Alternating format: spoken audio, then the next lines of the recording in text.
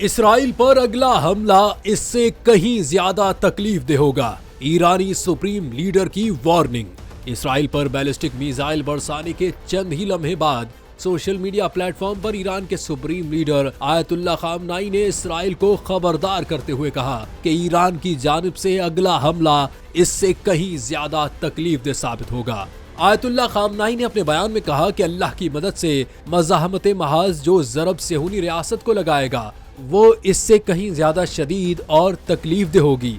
जबकि इससे कबल सुप्रीम लीडर के एक्स अकाउंट से आर्टिफिशियल इंटेलिजेंस की मदद से बनी मिसाइलों की तस्वीर पोस्ट की गई और उस पर नस्र मिन अल्लाह व फतन करीब दर्ज है, जिसे चंद ही मिनटों में सैकड़ों बार रीट्वीट किया गया।